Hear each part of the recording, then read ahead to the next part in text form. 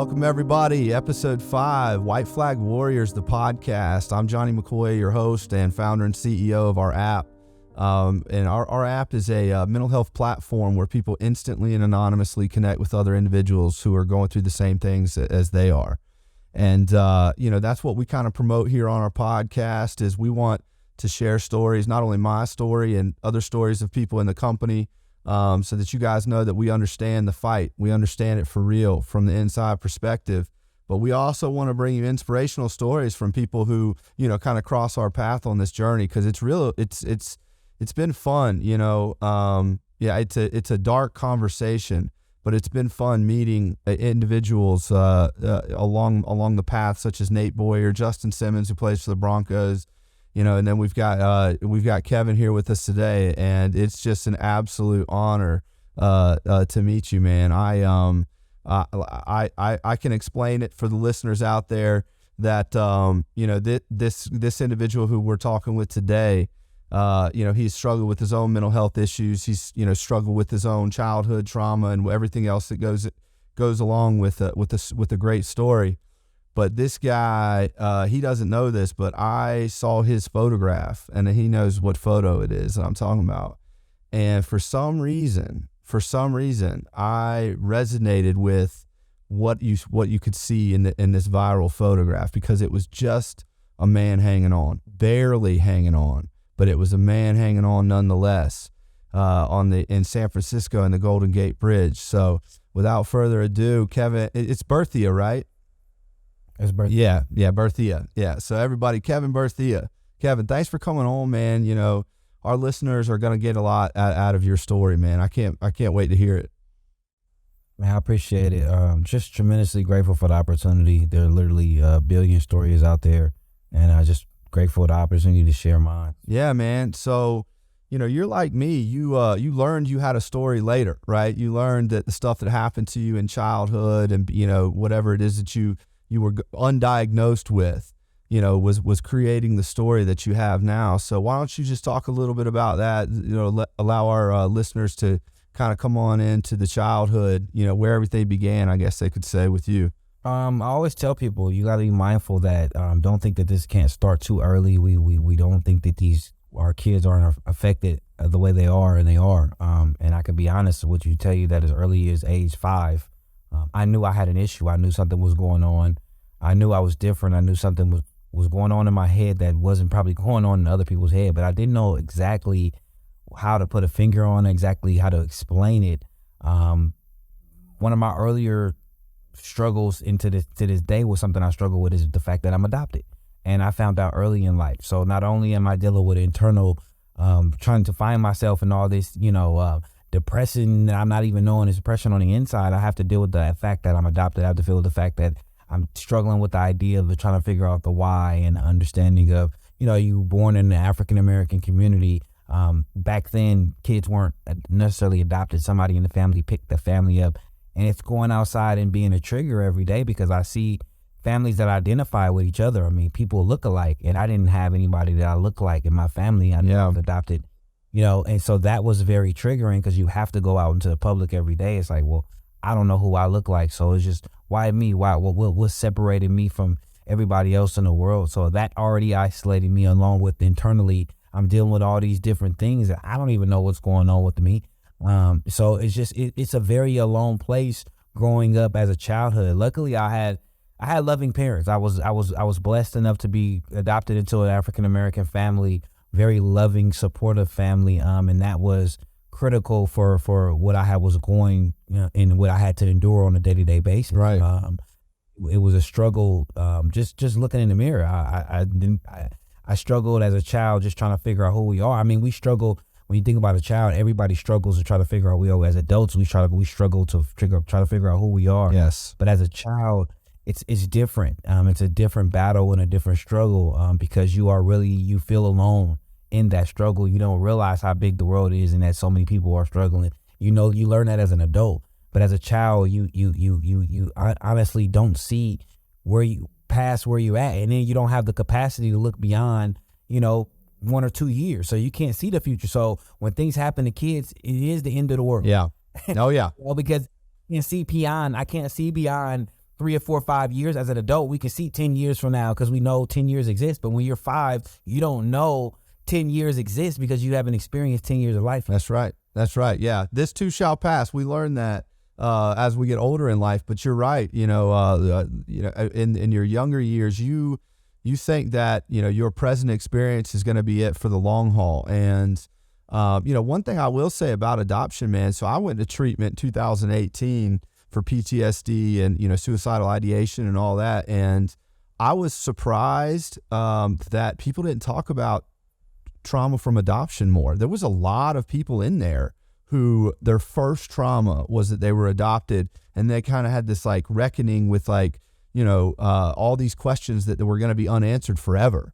And a lot of people these days, man, they love 23andMe. They love finding out who their great grandfather was and who their aunt and uncle were that they never met before, what they were like. And coming from an adoptive background, you are somebody who's going to survive with a lot of questions unanswered.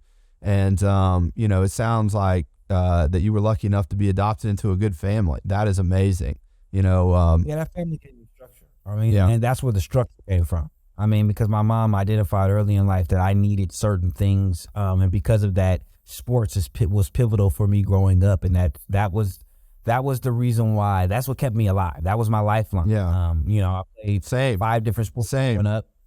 So there was structure. So you think about athletes nowadays, and I understand, and I could identify with them because when you're on that field, when you're on that court, you know exactly who you are. You're not in search of who you are. Playing basketball, I'm point guard, dribble the ball to the court, facilitate the offense. Football, wide receiver, catch run the routes, catch the, playing soccer, forward, kick, score the goal. Your role, and it's divine well in a team, and then you get this family orientated environment that keeps you and solidifies who you are, whether you're good, bad, or otherwise. So that's why sports are so important, and that's why that team, people, sense into lose it when they don't have that sense of teamwork and team and sense of purpose as they see in that team. And so I played 5 different sports growing up, so it was always a game, it was always a practice. So for me, that kept me busy enough to I really didn't have time to really worry about how I really felt. Even though I knew it was an issue, I was so busy that became my coping mechanism. Same, man. I'm going on. Same, man. My brothers both played college football. We all played baseball. We played 4 sports. So we did wrestling, baseball, football, and I played volleyball in the summertime with my friends and some tournaments around town. But my anxiety was really bad. I don't know if my story is just filled and riddled with anxiety. But as soon as the play, even in the huddle, I would still be like, man, oh boy, he's going to be, I saw the coach send in the signs. I was a wide receiver. I know it's coming to me, but the anxiety wouldn't stop until the ball was snapped. And then it was gone for like 11 seconds. So I got peace 11 seconds at a time. And same thing when you get in the batter's box for baseball. So my brother's a coach now, man, and he's also a special education teacher. So, he pushes those kids. It's kind of in the same direction that you're talking about, man. But yeah, you're right on the money. You got to have something that can keep you present, take you in the moment, whether it's guitar or sports, writing poetry, whatever it is. You got to get out of here and, out here in the real world, so that you can. Critical. Yeah, man. It's critical. Did you know anything about your biological parents or their mental health or anything? I didn't learn anything until I was 16. So the first 16 years of my life, I was just kind of out there and trying to figure it out. So 5 to 13, ages, I would say, I was adopted at 6 months. Yeah. So 6 months, 13, I lived 6 months to about 12, I lived a structured life.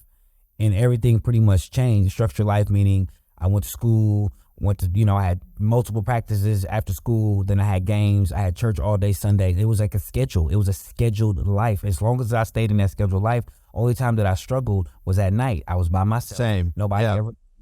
So it was fine. Middle of the night, I'm struggling, I'm crying, whatever. I don't have to explain that to anybody because nobody sees me. And I learned early in life also that people only, if I'm happy, nobody's going to look at me and secretly think that I'm sad or ask me if I'm sad. So I always knew to always look a certain way. Right. That's all I had.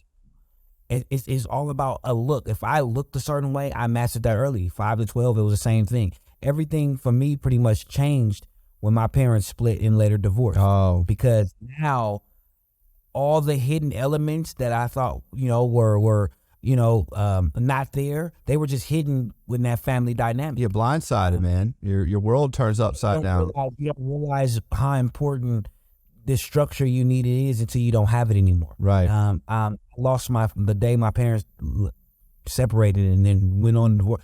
I lost my father that day. I mean, Oh, it was wow. longer, and so it was now. I mean, he's alive, but it's the idea. No, I mean, yeah, I get it. No, that's a cruel way to say it, though, man. Is that's just the reality. I mean, and I gained a brother, so to speak, and it was and a responsibility. Yeah. At 12 now, not necessarily let me sit back and let me be the son. Like, I haven't felt like a son in 28 years. So it's just, that's the dynamics of, that's what these things had to change. And so you take on the responsibility.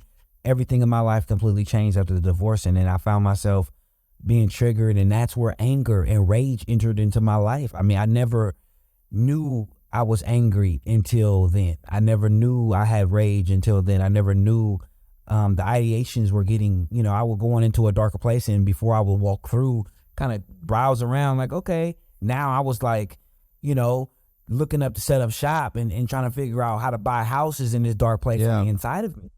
Like, it was totally different now. Like, I was setting up my life, like, and from the time that, from 12 to, 13, and then I saw myself, things going spiraling out of control. 14 was literally my first attempt, 14 years old. Really? 2 years removed from that. And that's when everything in my head got real, and I was able to act on it. Yeah. Wow, man, that's so to be adopted and then, have that structure and build that love up and feel that I don't know, that luck, that joy when you're adopted by these people, and then, to hear, hey, listen, it ain't what it seems.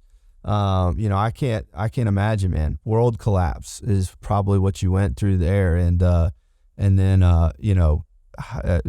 the transition, and I think that we don't talk about this enough, the transitions from preschool to kindergarten, from elementary to junior high, right, from junior high to high school to college.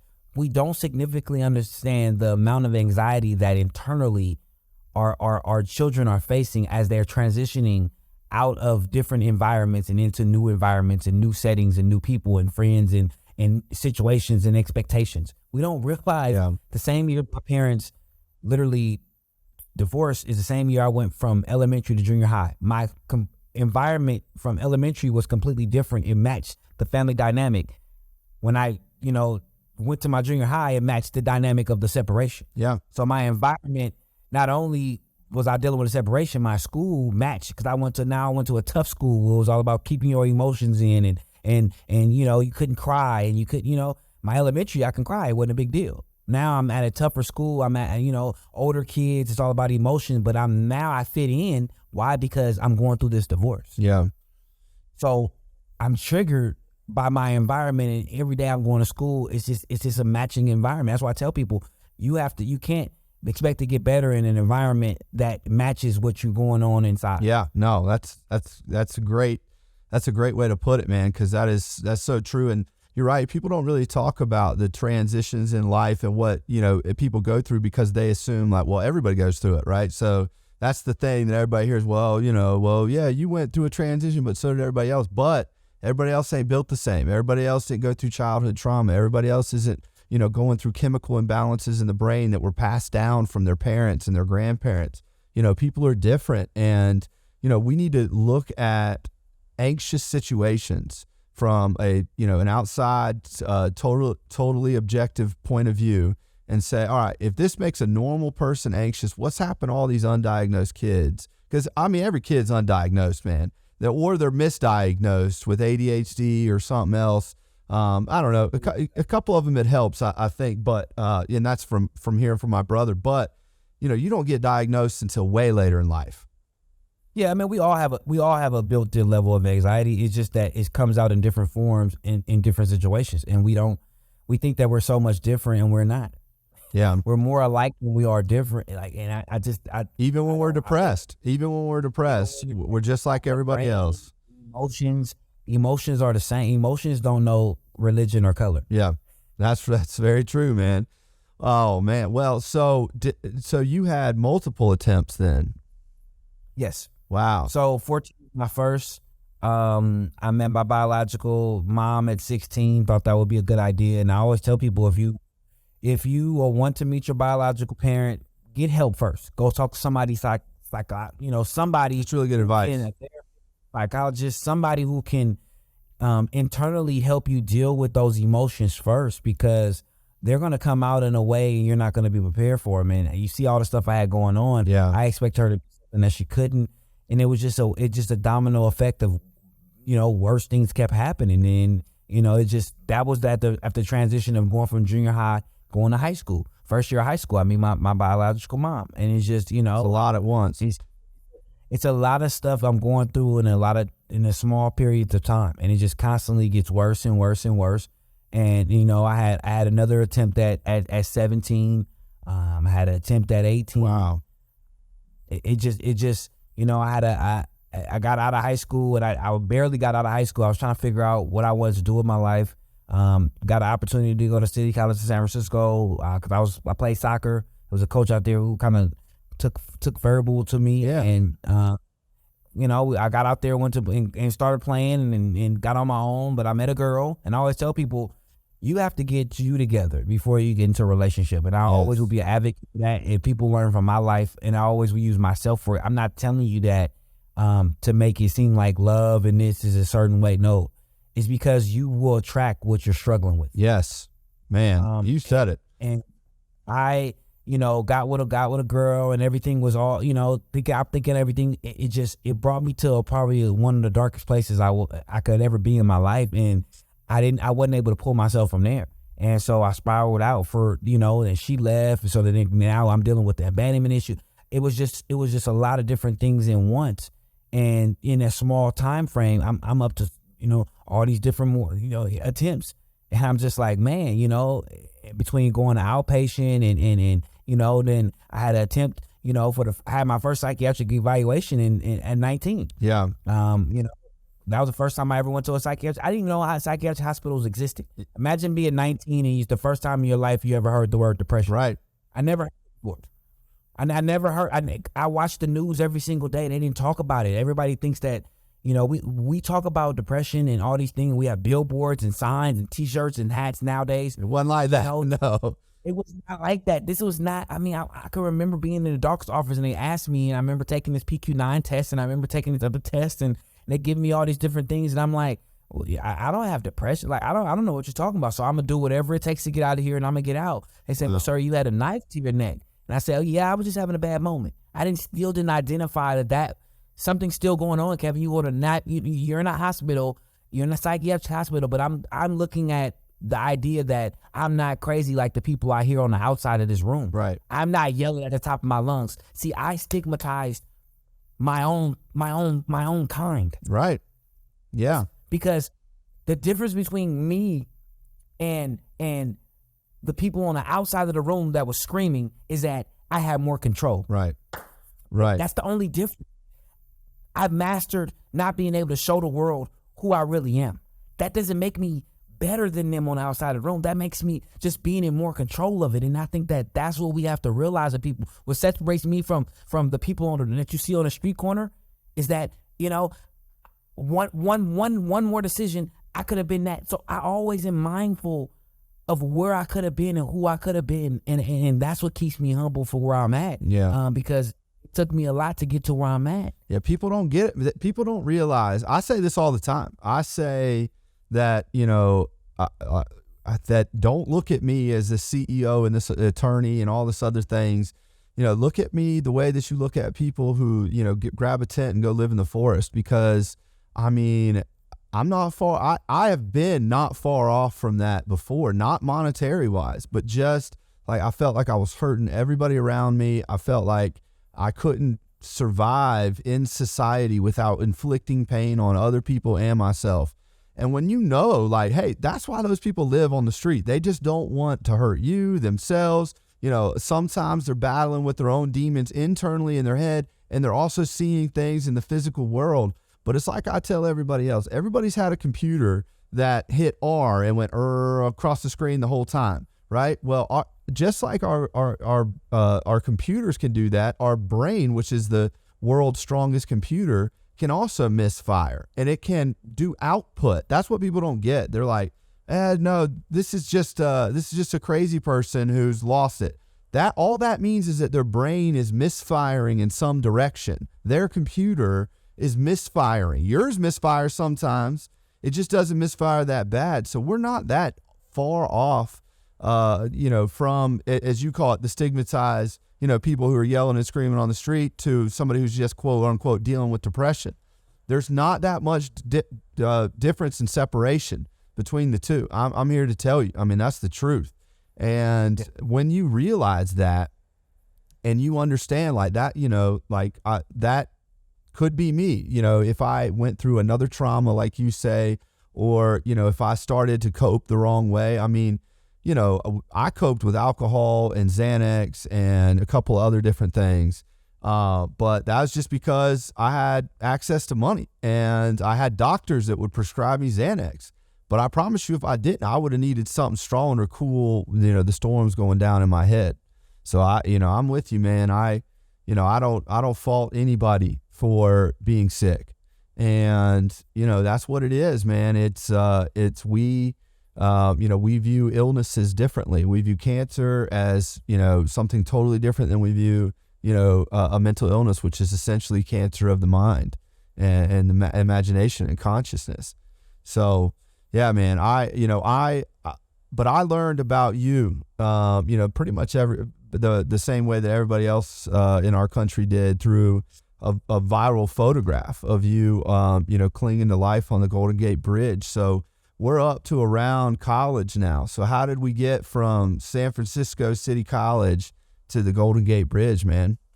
So, 21, 2 years after my first hospitalization, my girlfriend at the time gets pregnant, and one of the greatest things in life is you become a dad. One of the hardest things in life is you become a dad. Yeah.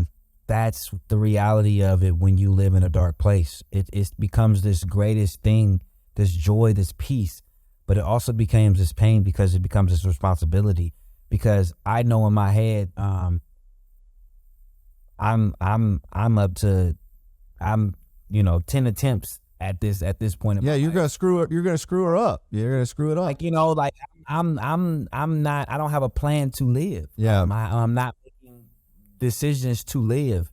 I wasn't planning on having a child. Like, it's not something that I planned and said, "Oh, let's have a baby." Like, no, it was just something that kind of happened, and so now it's the responsibility of knowing that I'm about to be a father. So I think that it was a great thing, but then it was a hurtful thing. But I by the time it was time for it to happen, and it became this exciting thing. My daughter was supposed to come out June 23rd of 2004. She came out April 6th, which is, if you do the math, it's significantly amount early. And I don't think that I don't know how they prepare young people for premature babies now. I don't have how they prepare anybody for a premature. I'm not going to say young people, but they need to prepare people for premature. Like, it should be something like, okay, if you're going some classes, you should. I don't know. I don't know how. Yeah, I agree. But that is not something for I was a child. Still, I wasn't, 19, 21, whatever, 21, 20, 21. Like, still a child. Still trying to figure out mentally. I was still a child, and to take on that responsibility and understanding that. Didn't understand the whole process of this child came out April 6th for what? Like, so, and I'm a person who blame myself. Like, I blame myself for the adoption. I blame myself for the divorce. I blame myself. Anything that goes wrong with my life, it's me. I'm the reason, right? So this baby come out, nobody told me. It's got to be me. It's got to be one of the million arguments. Maybe she got tired of hearing me and her mom talk. I don't know. This is all the things that's running through my head, and she's coming out. She came out premature. It's like she was the size of my hand. Like, she was so small. And I think that when seeing her in that glass incubator with that breathing tube and that feeding tube, that psychologically, that did it for me. Yeah. I think that was my grandfather taught me in life that the only thing you're responsible for, protect and provide. I couldn't protect her, and I didn't have the type of job at the time where I can, sit by her bedside. I knew that, I had to go. They wanted me. They barely didn't want me to be there for the childbirth. I worked at the post office at the time. I was a casual. I wasn't permanent. So I had to leave knowing that I didn't know psychologically if she was going to be alive if I came.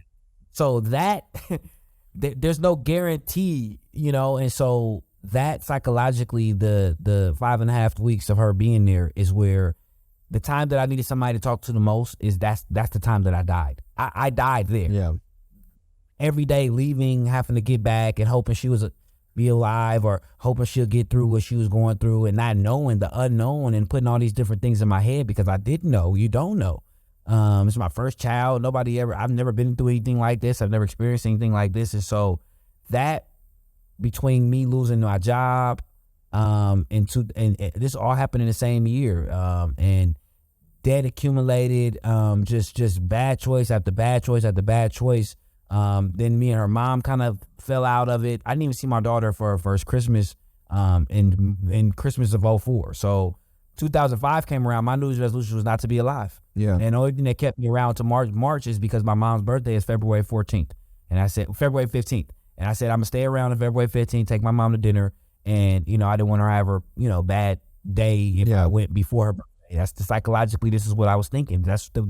My job is to give people an understanding of what people are doing in this dark place and how we think out of this dark place. And so, because I don't think it's not a big enough understanding of why people do the things they do. So let me explain to you the idea of how it is when you're in that dark place. There's no love there.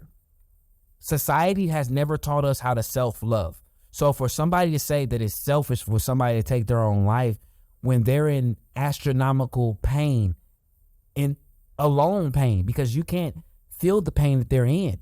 And because society has never taught us about self-love and that's love has to be deposited self inside of you. It doesn't matter how much you love outside of you. It only matters how much you love inside of you. And because we weren't taught that, when people go inside of them, there's no love there. Yeah. So it doesn't matter how much money, how many family members, the gold, the jewelry, the success, because none of that stuff is inside of you. That's right. You can't take money internally. That's right, man. Like, yeah, I mean, and we go in our brain, everybody's the same poor place. When we go in our head, we all there's nothing. There's no 5-bedroom, 6-bedroom house. There's one dark place. If you close your eyes, you don't know what the dark place is, volunteer yourself to close your eyes for 20 seconds and imagine, just keep your eyes closed like that. And just imagine that every decision in your life had to be made with your eyes closed and you lived in this dark place. Yeah.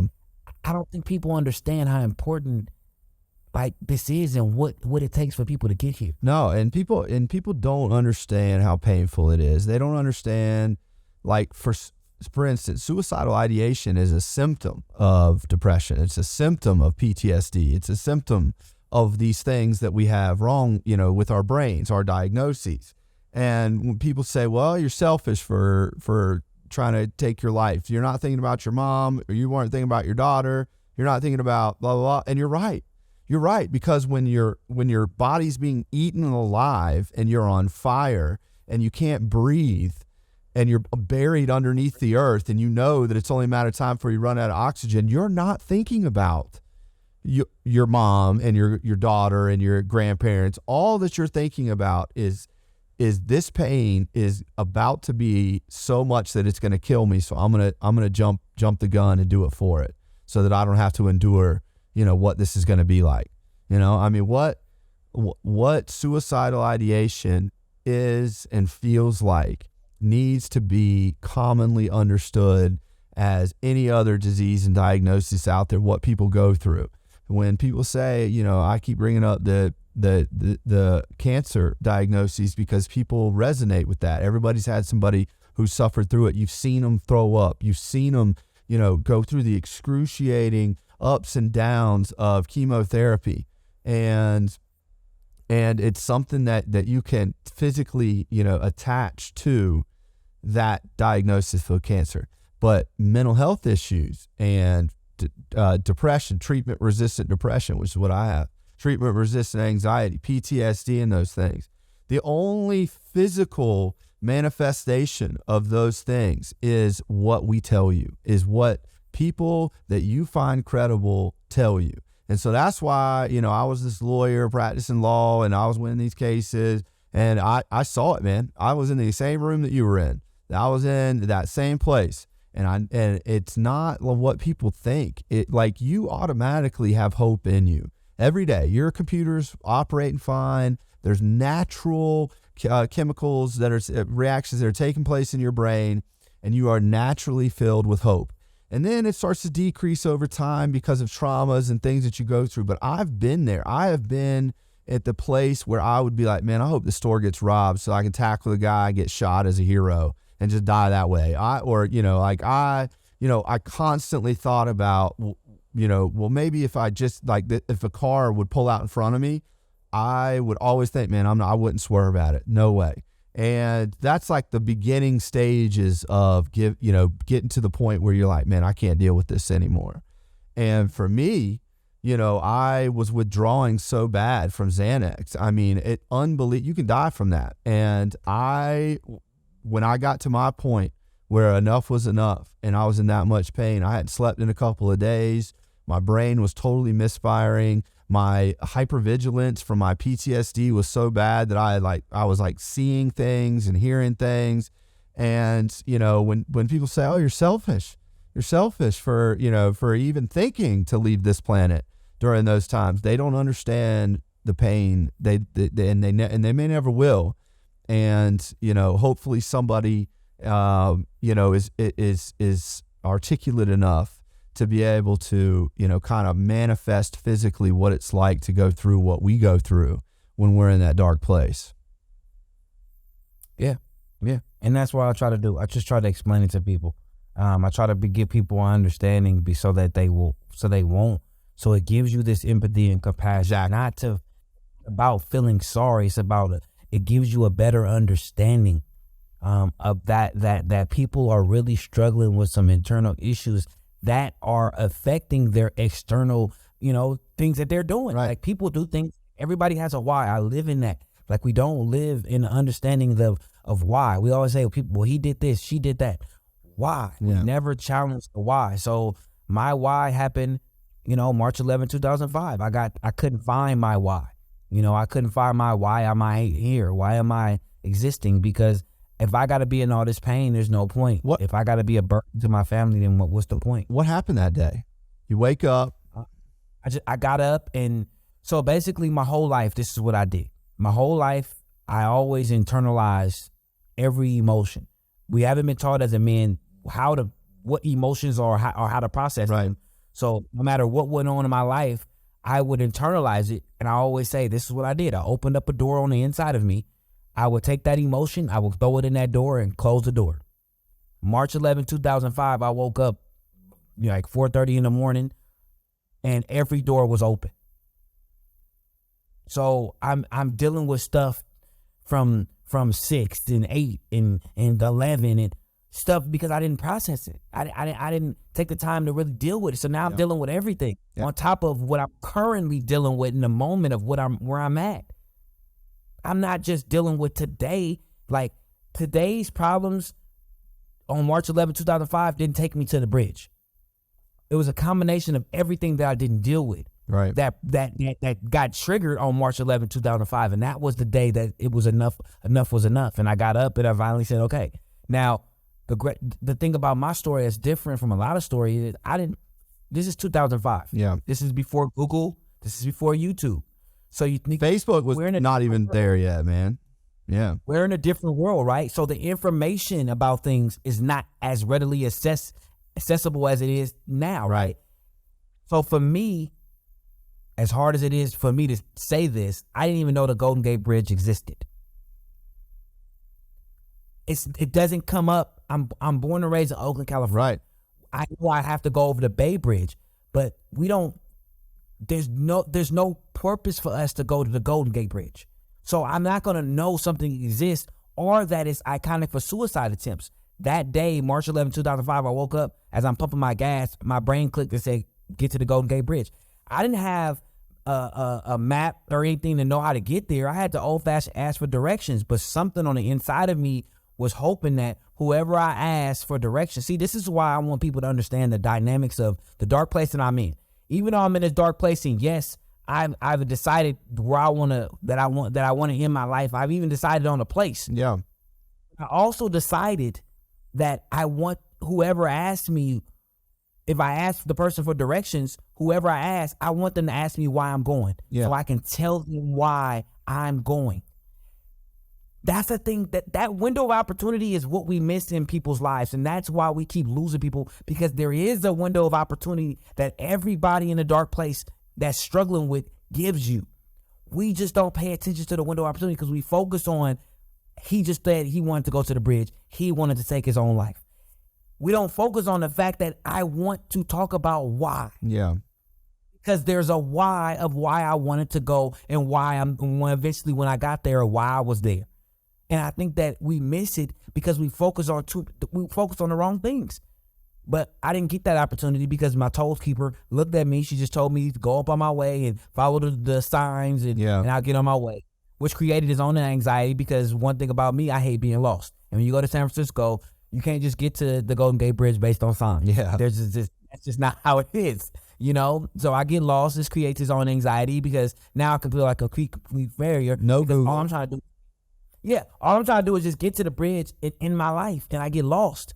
Like that creates this anxiety that's just like, Kevin, you can't do nothing. Even when you're trying to die, like you can't even. So I finally get to the bridge and I pick a spot. I park right in the front. I remember it's a park right in front, which never been to the bridge before. It's my first time going to the bridge. I didn't know that this place is iconic. People come from around the world and that it's never parking spaces where I parked. Yeah. Get out the car, leave the keys in ignition, and I started walking. For now, I walk for about 10, 15 minutes and I'm trying to figure out a reason not to jump. I'm just trying to find it and I can't. I searched my whole database of my whole life. I went through 22 years of my whole complete life and I couldn't find one peaceful moment enough that was willing enough for me to say, no, don't jump. I couldn't. I searched my whole database. Yeah. That's why I know that I've been in a lot of pain in my life because if I went through my whole database and I couldn't find anything, that was a struggle for me. And I remember I found a spot and I remember I looked over the railing and I remember it was the first time I got to look over the railing. And when I looked over the railing, I looked down and I looked into the water.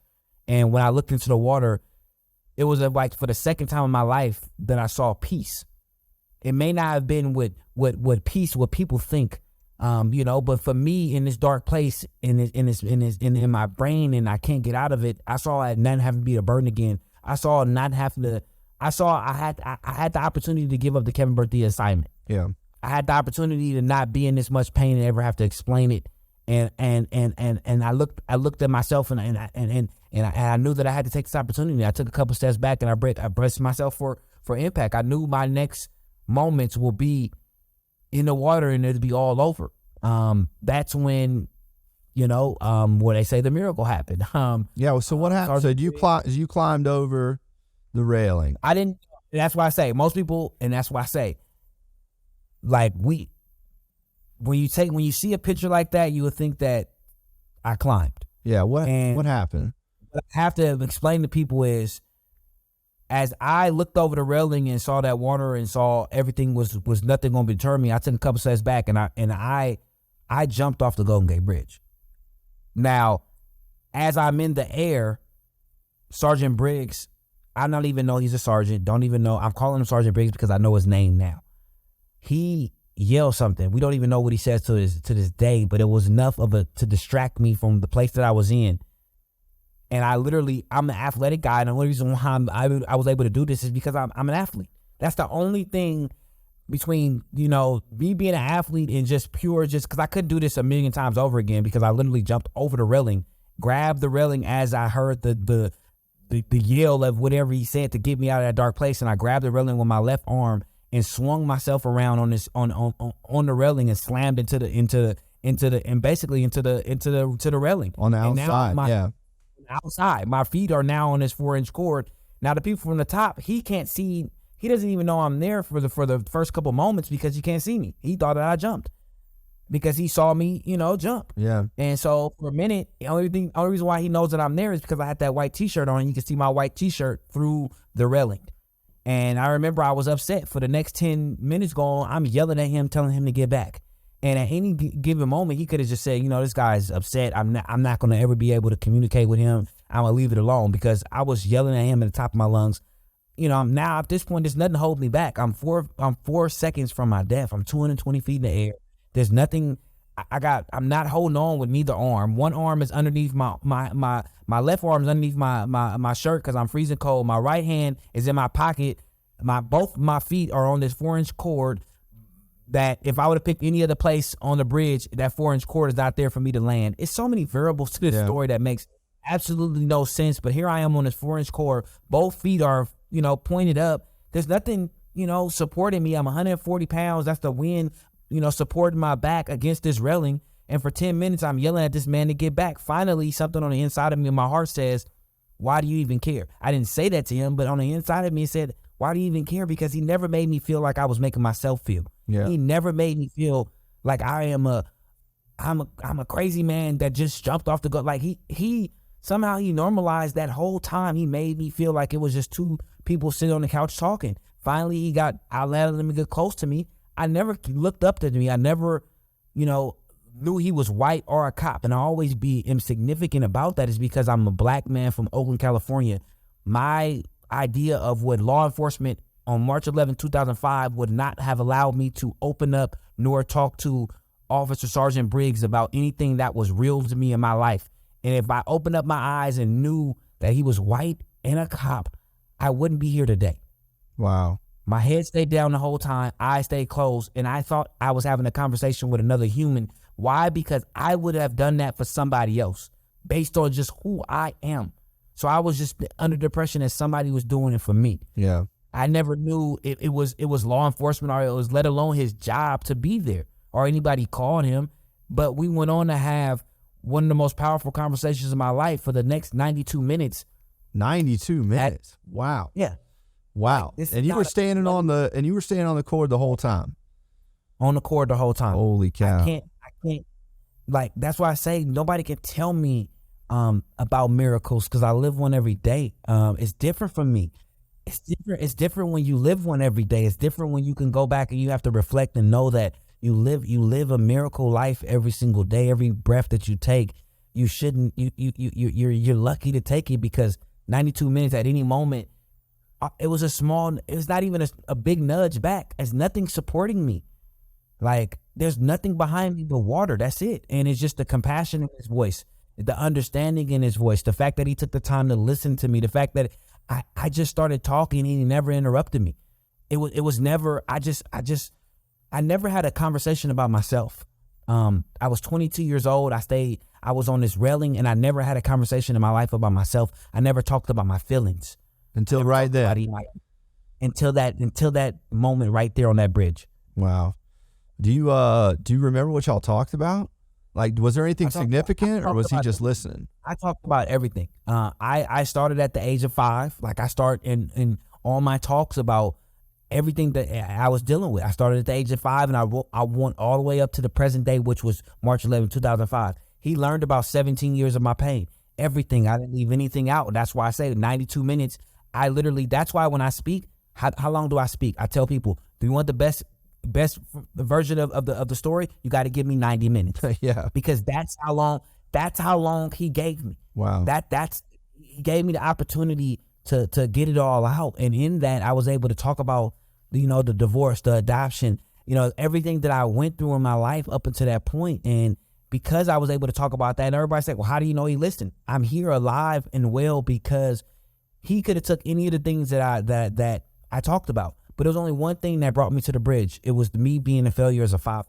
Now was going to be the one thing that was going to bring me back. He made me realize, hey, Kevin, you need to be here for your daughter's birthday. My daughter's first birthday, I told you she was premature. Her first birthday was April 6th. Her first birthday is less than a month.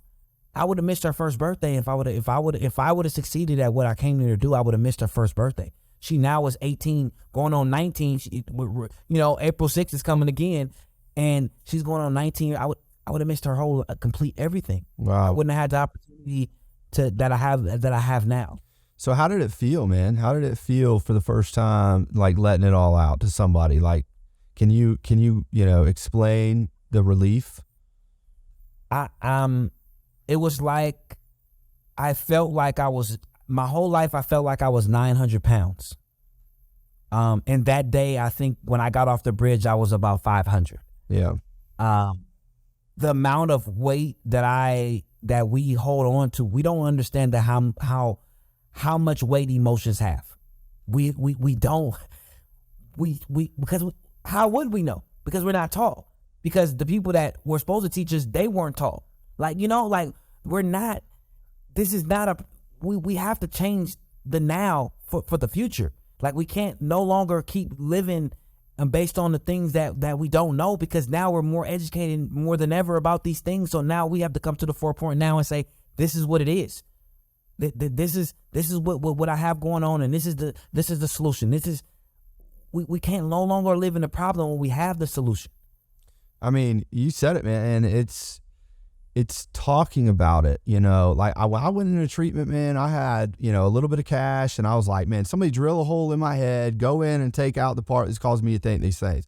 Where's the best medicine? Somebody give it to me. And everybody's like, that's not the way this works. The only thing that you can do is back up the truck over all the broken glass that you just crawled through and crawl back through it. But this time, talk about it. And for me, when I found out that talking about your stuff and letting people vent and letting people, connect with each other, when I found out that was the best possible medicine out here for mental health issues, I dedicated my life to the fight. Like you, I created WhiteFlag so that people could find, people who can personally relate to them without any BS. You don't got to get certified. Nobody's going to teach you how to talk to somebody. It's just real and raw. Like, let me hear what you got to say. And it's anonymous so that you can be truthful. And, I'm with you, man. Like, I tell my story because the only way that we're going to get out of this situation is if the loved ones of people who are struggling. So 1 in 4 people are struggling in this country right now mentally. If the loved ones of those family members knew, that this isn't something that they chose. This isn't something that makes them, feel like they're getting more attention and like acting quote unquote crazy and yelling, is to, hey, look at me, look at me. These are symptoms that we're acting out. You may look at it as she sleeps 24 hours a day. We look at it as somebody needs to get in there, get her some therapy, and let's get her on the right depression medication. And until that is where we jump to when we see people who are, quote, lazy or, quote, attention seeking, suicide's attention seeking, according to some people, you know what I mean? Until people understand what's really going on inside with this computer, it's just going to be me and you and other survivors out there saying, listen, this isn't something that you can take a hold of by yourself. You need therapy. You need the right leadership. You need mentors in your life who are going to tell you, hey, listen, continue talk. Yeah, it's not linear. It's up and down. People tell me all the time, I tried therapy for 2 years. It worked fine. And then I had a really bad day and I, tried to take my life, and I'm going, no. You're not backing up. It's not that therapy wasn't working. This is what recovery looks like. It's long. What we go through as human beings, all of us, my story, your story, what everybody goes through as human beings is enough to say, listen, we all need an outlet to talk about what we've seen, what we've heard, what we've done, and to not feel ashamed or guilty about it. And so I commend you, man. I'm so glad that you're doing well. And I don't know if you're doing well. Let's check in with you. So how are you doing right now? I mean, I'm listen. Every day I have to get up and I gotta fight. And I tell people every day, everybody looks at my life and they think that, oh, you been like, listen, I'm coming out of, probably the hardest year and a half of my whole life. I mean, it's just, and that's, but it's just my perspective. Like I understand that I am committed to me and the journey and everything that comes with the journey of Kevin Berthia. Wow. And so when you make that commitment to you, then it doesn't matter what you have to endure, what you have to go through.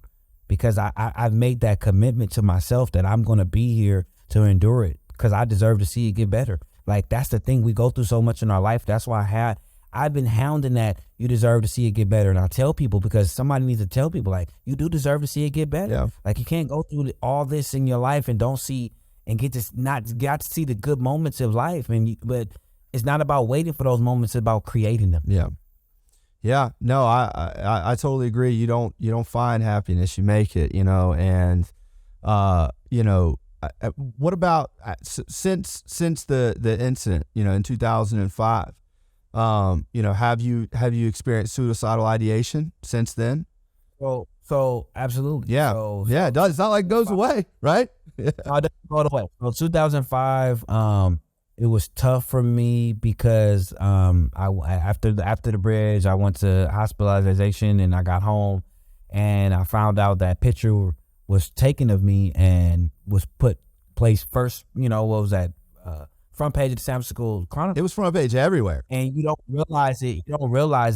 And I thought to myself, like, well, now I immediately looked at myself and I said, well, now I don't know who I am going to be now. Because I spent every second, every minute, every hour making the world believe that I had it together. Yeah. Now they had to photo to prove that I didn't. Dang, man.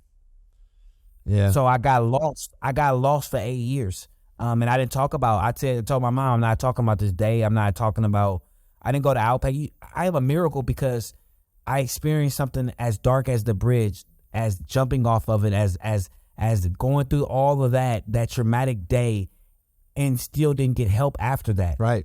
Jeez. I can't imagine, man. It still came out of it.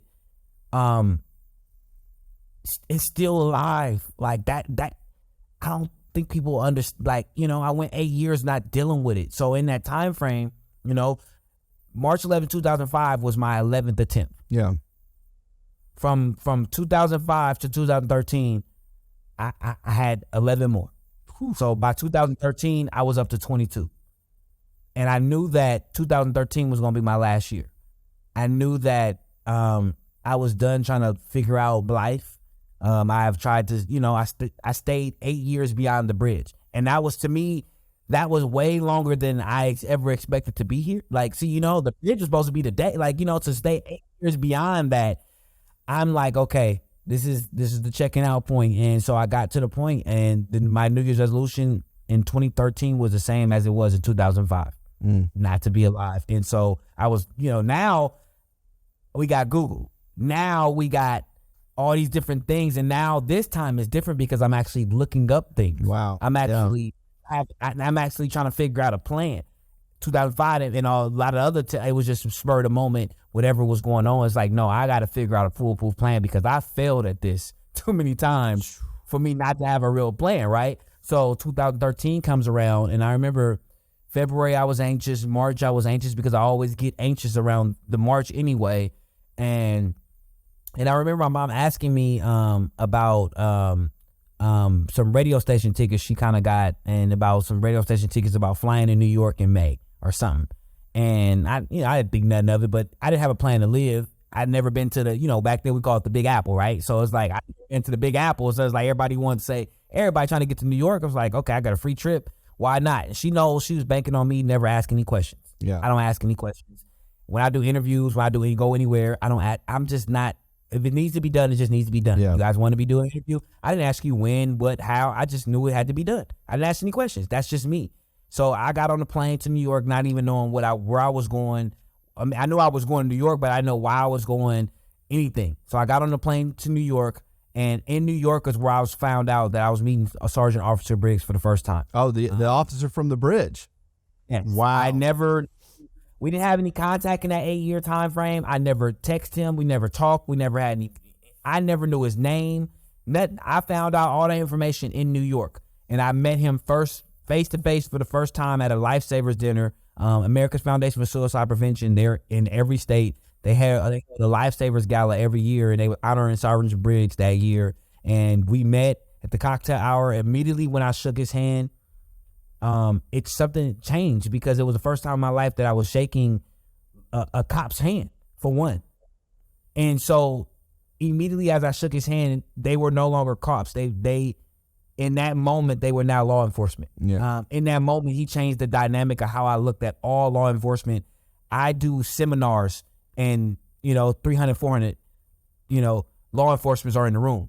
I'm a black man from California. That people can't tell me how life works. Yeah. Like, because I live it on a different parameter than most. Like, like I grew up with an understanding that we're not even supposed to talk to the police. Now I travel and I talk to law enforcement about me and my feelings, and it helps them help your loved ones that they interact with. That's awesome, man. Like, That's awesome. And so that's where, I got on stage for the first time and openly talk. Once again, I openly talk for the first time outside of talking to Briggs. I got on that stage in New York and openly talk to the world now. Yeah. And so the one person that I hid from the world, they always told me as a man, I hid being vulnerable, being open and just being being in that state of mind where you could just be completely free. And for the first time in my life, that's who I was on that stage. And as I got every word out that I wanted to say, as I finished, I remember the whole room stood up at a standing ovation. And that was my validation that I was accepted for the person that I was trying to hide from the world. Yeah. And I came down and it was a woman in line, and they started to be a line for him at my table. I guess these people were wanting to, it was like people wanted to talk to me like afterwards, and it was a woman in line. And I always say she's the reason why I fight so hard. Her and the millions other moms and the millions and millions of other moms, but she's the first. She came to me and she said, I told my husband, I have to speak to you. I have to tell you exactly, because you need to know this, because, you completely changed my life. She said, I haven't slept in 5 years. She said, my son Jacob lost his battle 5 years ago, and I haven't slept a day or a night or a moment. And she said, tonight I'm going to sleep. And the only reason why I'm going to sleep is because of you. Because you told your story, I can better understand what Jacob was going through. In that moment, everything about me changed. That's right, man. Because one, I realized I wasn't alone, and two, I realized it was so much bigger than me. That's right. I left there and I realized that I didn't have a plan to live, but now I had a purpose to live. Amen to that, brother. Like, I didn't need a plan because I had a purpose. That's right. We look for a plan. We want people to have a plan when you have a purpose. And I found that purpose that I came back to California and I had to change everything. And, literally that was May 8th of 2013. We're coming on almost 10 years. On May 21st, 2013, that was the first day I woke up and I didn't want to die. Yeah. It was the first day I woke up. And I said, okay, this is it. Whatever it is that I did prior to this, like, I have to change everything. I have something to give to the world now. I understand why I had to go through everything I went through in my life. And now things that I went through when I was 11 that didn't make no sense. I met a woman in Montana who was going to experience it. Now I understand why I had to go through that. I met a woman.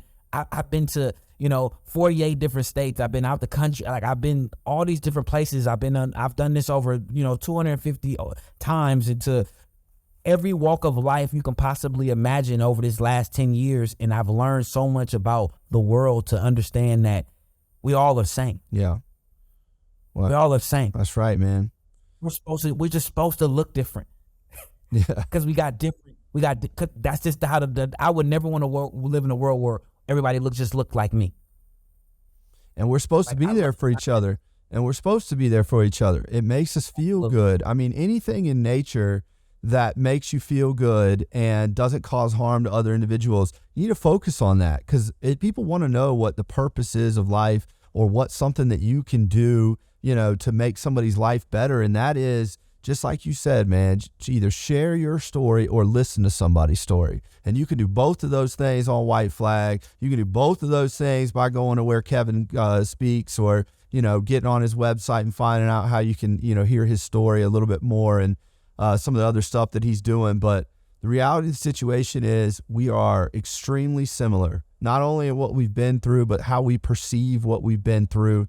The fact that you're sitting there thinking, at home, we're listening to this, well, I don't have a story like these guys. I haven't been through anything. You've been through the same thing as many, many people on this planet, and they're struggling just like you. That's what you don't understand.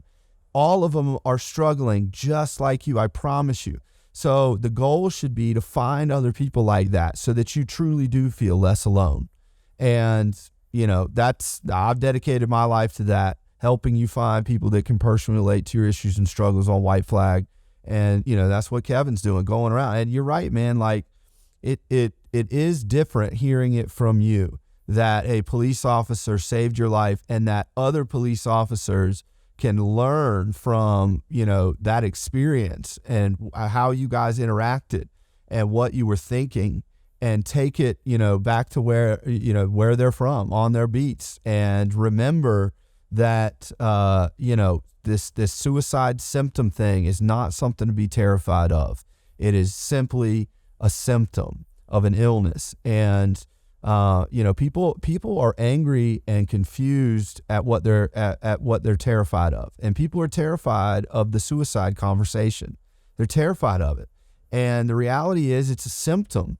And, for people like you who experienced it over and over and over and over again, the symptoms of your mental health issues driving you, to do physical things, it's just amazing that we get to hear from somebody who had, such a rough go for such a long time. A year's a long time, man. 10 years, whatever it is that you struggled until you got to the point, or what was it, 8 years that you went through after the bridge, and another, 5 years before that. I mean, that's a long time to be in pain without any solution, without any light at the end of the tunnel, without any therapist or any friend to sit next to you and make you feel better. And you made it. And that's amazing. You made it not just off the bridge, man. You made it from the bridge, 8 years later until you met Officer Briggs. And it's inspiring, man. It's really inspiring. I'm really glad that you're doing what you're doing. I'm honored that you came on our podcast to share your story. And, I think that our listeners are going to get a bunch. I know I got a bunch from it. And I needed it. So, this is peer support, man. This is what happens in peer support. You share, you listen, you validate. People don't understand what validate even means. Validate is when you can truly look somebody in the eye and be genuine and say, hey, listen, I totally get it. I totally understand why you are going through because you'll be crying, snot coming out, suicide attempt in your wake, and for somebody to say, hey, I understand you. Yeah. Through all that, you understand me. It's life-changing, man. It's life-changing. Validation's everything. Yeah. And that's why I meet people where they're at, and I never, my job simply now is, and I've always done that, is different from most people, because we try to become problem solvers, and I'm not solving anybody's problems. My job is to allow people to be comfortable where they're at, and That's make right. them feel comfortable where they're at, so they can understand why they're there. We try to take people from that dark place, not knowing why they're there. So if they don't know why they're there, then they'll always go back. And I have to make you comfortable so you can be. If you're comfortable in that dark place, then you're comfortable enough to see what you need to know and take from that dark place, so you'll not have to go back there. And if you ever happen to get back there, you'll know how to navigate yourself through. We don't understand. We think that like something, I got through that, nothing's going to happen to me again. We don't know what's going to trigger the next thing. We have to be mindful of these things. You went through trauma, doesn't go anywhere. That's right, man. You said it. Yeah. Get comfortable with the down, the low. And it sucks, and it's a hard fact of life. But if you can make it through what you're going through, and you can learn what true empathy and true compassion for your fellow human being feels like, I mean, it is something that makes it almost all worthwhile. I'll go ahead and say it. It makes it all worthwhile. The pain, the struggle, to understand on a heightened level, that life is very similar for all of us. And the people who you think are doing well are struggling just like the people who you think are struggling on the side of the road.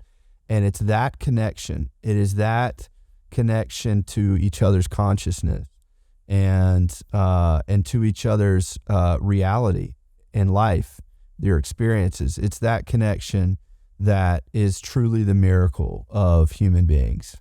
And, I think that I think that you continuing to share your story and, I mean, it's just amazing. I'm so glad that you came on here, man. Is there a way that people can, kind of see a little bit more of your story? You have a website or anything, or? Yeah. www.kevinberthia.org. It's our website. You can, Google my name, Kevin Berthia. I don't just say, Google me because I'm, somebody famous or anything like that. My message will always be more important than me. Yeah. It's not about me. It's about my message, and I'll take my message over anything. Because it's that of understanding of how this world is, and that, there's hope in everything, and because we are it. We have to stop looking for what we are, and stop searching for the things. They always say, well, I hope things. We have to stop hoping for certain things, and just knowing that we have the power. We have the capacity to make these things happen. You want a better life, you have to change significant things. Like, I had to change everything. And in order for you to change, it's not about that job dependency on you. It's not about that relationship dependency on you, that friend who's dependency on you, that whatever it is, like, you're thinking about, I can't do this because everybody's situation, we always say, I can't do this because this person or this situation might not like it, but we never internalize ourselves and understand how we feel. We feel horrible every day doing it, but we think about how everybody else is going to be infected, or what's going to happen to them if we don't do it anymore, instead of not thinking about what's going to happen to us if we just stop. Yeah. Imagine how great our life can be if we stop. Yeah, man, you got to put your oxygen mask on you before you put it on anybody else, and that's the message. You're the 20th person that have used that particular, because it's so true, and they tell you that in when you fly and you think about it, like, dang, it's not selfish, because you can't. How can you assist if you're not alive? Like, you can't, like, it's impossible, even for myself. Like, I want to help the world, but it's like, Kevin, you got to pour all the way in you. The world is it's not about me pouring into the world. The world now just gets my overflow.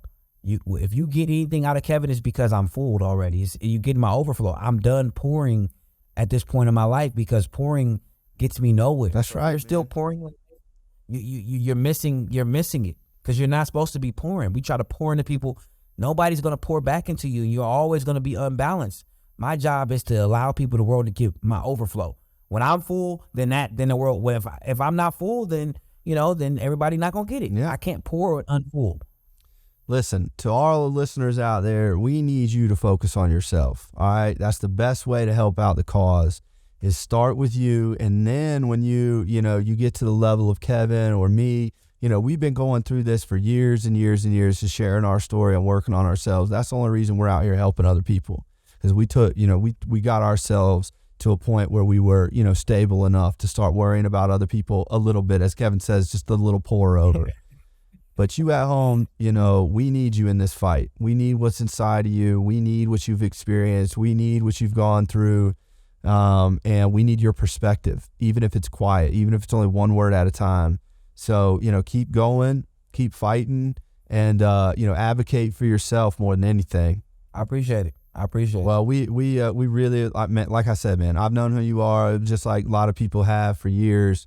And it was an inspiration to me, like, just like anything else that you don't think can be inspirational. It was inspirational to me, and in so many different ways. And, you and I, I'm a civil rights lawyer who was falsely arrested, and like this terrible thing happened to me when I was in jail. So we have a unique perspective on the police, because we've experienced things, in reality, as they say. And, these officers need to know that they have a unique opportunity to be, because right now we don't send mental health services out, not in the South. We don't send mental health services out in 911 calls. But these officers can learn, from Kevin and from other stories that are similar, like approach it with compassion. Just listen to them a little bit. And I promise you that all the friction and all these issues that but a lot of these police shootings stem from reactions to mental health issues and crises. That's not all it is. We're trained. They're trained to be safe, but they're not trained safety. It's a big difference, because when I go into it, it's about they have to be human. They got to think about they have to. They no matter who we have to think about that. And I think that we hold their jobs to a higher accountability, not knowing that they're thinking about their wife. Yeah, they're thinking about their kids. They're thinking about going home, and they're thinking about going home. And it's hard. I've said this before, because I represent, police officers who've been wronged by police agencies and things like that. But it's hard, it's hard to be compassionate for the people that you're engaging on the streets when you are filled with PTSD, depression, triggering symptoms. Yep. All you can do is sort of go on autopilot and just kind of like do what you told, like the safety, prevention thing.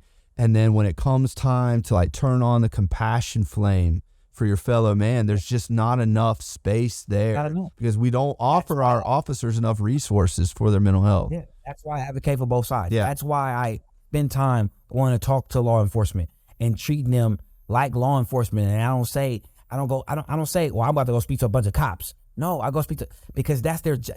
Cops signifies that's just who they are, and they're nobody outside of that. Law enforcement makes you understand that that's just their job. Yeah, one in every 3 police officers in America are experiencing PTSD symptoms tonight. Yeah. So if you have 2 cars that show up for a car wreck and there's 4 officers there, or 3, one of them is seriously struggling with PTSD symptoms. Think about that. Man, I can't thank you enough, Kevin. This was an awesome conversation. I'm sure that we'll have some follow-up. And, we will continue the fight, in our own corners, man. And, we've got a stigma and suicide prevention walk coming up. Maybe we'll reach out and see if we can get you back on, share your story, man. That's awesome. Really appreciate it. Well, I appreciate the opportunity, man. Thank you for listening. Yes, sir. All right. All y'all are out there. That was my boy, Kevin Berthia. A wonderful story, wonderful person. He's helping out, in the mental health crisis. And helping to end the stigma more than anything. What a great story from so many different perspectives. If this is your first time listening to the WhiteFlag Warriors podcast, we got an app out there where you can instantly and anonymously connect with somebody who's going through the same things as you, or who has already been through the same things. It's anonymous, it's free, and it's a community of 40,000 people that are just waiting to hear what you got to say, and hopefully you'll listen to them when they got to share as well. So thank you guys. We'll see you next week on WhiteFlag Warriors.